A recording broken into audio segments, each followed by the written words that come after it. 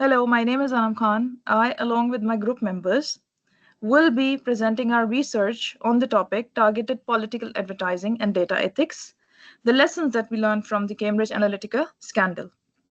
Before we move on deep in our research, I would like to mention about a research question, the main crux that what we researched about. It was actually that should targeted political advertising through data profiling be better controlled? Now, the methodology that we adopted for this research was that since it's a secondary research, so we collected all the data from the secondary sources, from the academic journals, the industry reports, the news investigations, and all the legal documentations that have been going on with respect to this Cambridge Analytica scandal. The key findings after research were that the misuse of personal data by Cambridge Analytica shows significant ethical gaps in digital advertising, especially in the political context, because the way they used the information of the Facebook users was not ethically correct. Just to give you an introduction about what this company does, Cambridge Analytica is basically a firm that works with that collects data, and the campaign that we are focusing on is basically about the presidential campaign that was run during the Trump presidential elections. So what this firm did was that through Facebook, they collected the psychographic data of all the audiences of all the Facebook users, and then they used that um, in during the campaign, which actually made a huge success, and Trump won. Now, the main objectives that we are focusing on is that we'll be telling you that how this data was being exploited and what were the regulation gaps, because the way the profiles were being accessed and how they were being exploited, and what reforms can be made to protect customer security and the digital political advertising. So my other group member, Anika, is going to continue with the rest of the presentation. Thank you. Thank you. So I'm going to now explain the literature review that has shaped the foundation of our research. So starting with Hongla Durham 2020 describes surveillance capitalism and the commodification of personal data for behavioral manipulation. Then Tafexi 2014 argues that micro-targeting um, in political ads undermines public discourse by creating echo chambers. Then comes Cadwalder and Graham Harrison in 2018, who were investigative journalists who exposed the CA scandal, highlighting data abuse and Facebook's role. Chan 2022 analyzed the state's role in regulating digital surveillance and the tension between innovation and control. Last but not least, we found some literature gaps, which was limited long term impact studies on how targeted ads influence voter behavior. Now I'm going to move forward with my next team member, Farooq Hassan.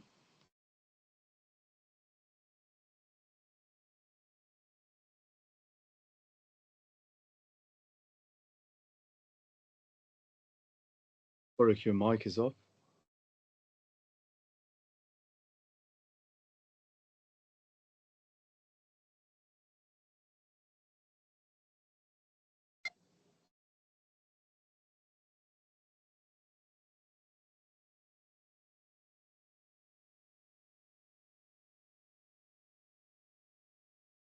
Your mic is still off, Farooq.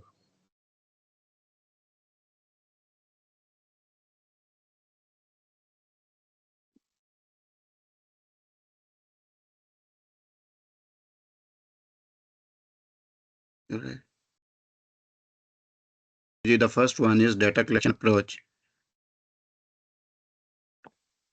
The research utilized secondary data collection through a systematic literature reviews. This involved accessing trusted academic databases such as Gesture and Google Scholar together.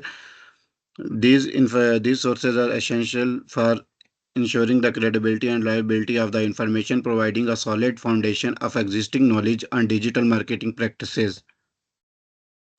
Sources included investigative journalism, peer-reviewed articles, government regulations, and ethical frameworks in digital marketing. The second one is source types and relevance. Data was drawn from a blend of academic literature. The research drew from a diverse array of sources to ensure a comprehensive analysis. Academic literature such as provided theoretical insights into the economic and social dynamics of data-driven marketing. Regulatory documents like the GDPR and ICO reports highlighted legal requirements and guidelines. The third one is an analysis analysis technique. A thematic content analysis was employed to identify key trends, ethical issues, and trend legal shortcomings associated with the Cambridge Analytica case.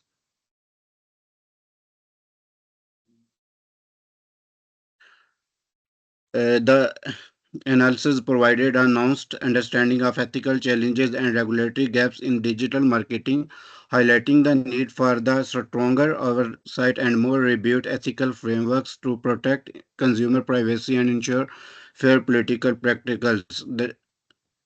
Now, my next team member Hassan Jural explain next slides. Yeah, so I'm going to be going on the results. There are three results. The first one is the influence on political outcomes.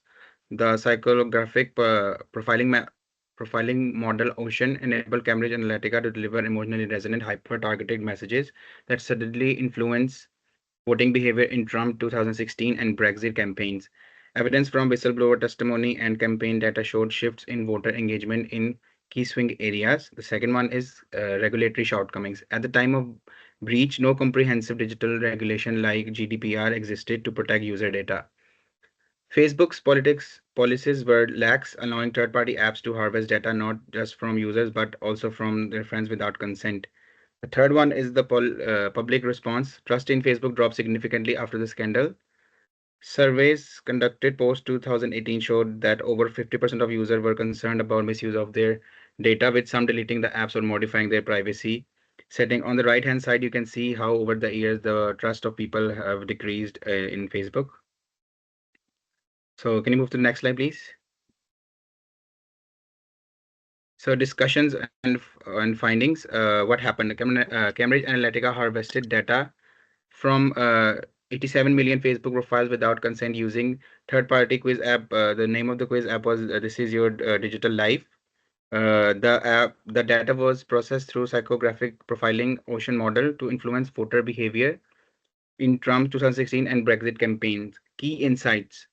Targeted ads were personalized to emotional triggers, exploiting psychological vulnerabilities. Lack of transparency and weak regulation allowed such practices to go undetected for years. Massive backlash led to public distrust, regulatory reforms like GDPR and global debate on digital ethics. Discussion points: ethical dilemma. Micro-targeting in politics blurs the line between persuasion and manipulation. Legal gaps. Existing ad laws were not equipped for data-driven politics campaign, and the last one is call for reform. Future digital advertising must prioritize consent, transparency, and accountability. Now I'd like to call Rai Khan to continue. Thank you. So the discussions of results or findings. So in our findings, we saw how Cambridge Analytica used Facebook data from over 87 million profiles without user consent through personality quiz apps. This data was analyzed using the Ocean psychographic model, which allowed them to target voters emotionally and both hyper-personalized message. This had a measurable impact on political events like the Trump 2016 election and Brexit, particularly in swing regions where voters' sentiment was more easily swayed. Now, let's talk about the problem. The problem was that there were virtually no strong digital regulations in place at the time. So Facebook policies were weak, and users didn't realize that their friends' data was also being stolen. The scandal itself triggered global backlash. So the trust in Facebook dropped, and half of the users reported being concerned about their data privacy. Many changed their settings or deleted the app altogether. There was a huge backlash. Now, if we talk about the final conclusion and recommendations and suggestions, I would say that to avoid future scandals like this, the first recommendation is definitely to make a stronger regulation and expanding GDPR style protections to more regions. We also need clear statement and consent mechanisms from the user end, know how their data is being used and can opt out. Secondly, transparency in political ads must be enforced. People should know what they're targeting and being targeted by who exactly. Platforms like Facebook should also target algorithms more open to public scrutiny. Finally, the last thing is that this scandal highlights the ethical need for balance between innovation and privacy. That will be all. Thank you.